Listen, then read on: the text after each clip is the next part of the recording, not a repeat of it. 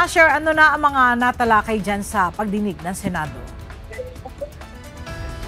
Ella, mas epektibo ang enforcement o pagpapatupad ng batas at ang prosecution sa laban kontra illicit trading o ito yung pagpupuslit ng mga excisable products kumpara sa pagtataas o pagpapabigat ng mga pinapataw na parusa sa mga sangkot dito. Ito ang binigyan diin ni Senador Sherwin Gatchalian sa pagdinig ng Senado bilang chairperson ng Senate Committee on Ways and Means.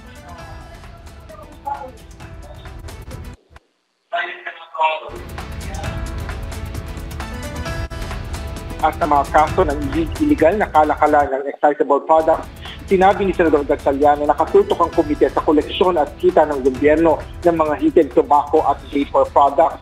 Ang pagkatiyak niya sa mga paghuli at pagkaso sa mga smugglers ay mahalaga upang mabawasan ang pagpupuslit sa mga produktong nabanggit.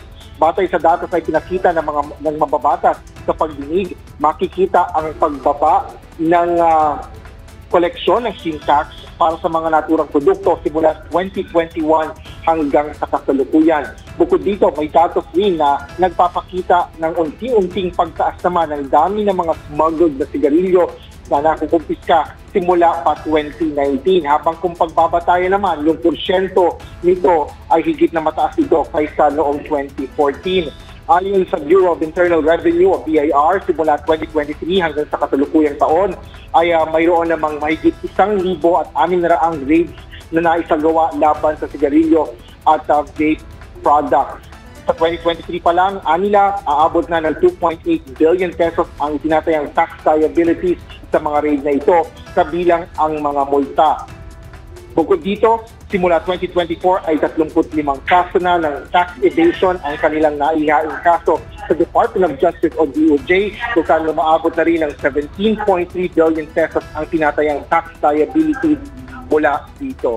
Sa ngayon, Ella, ay patuloy pa rin ang pagdinig ng Senado kung saan nakita din natin kanina ay naandito o nakilahok doon sa pagdinig. Dumalo dito ang Bureau of Customs at iba pang mga kaukulang ahensya ng pamahalaan. Yan muna ang latest dito sa Senado. Balik sa'yo, Ella. Maraming salamat, Asher Cadapan Jr.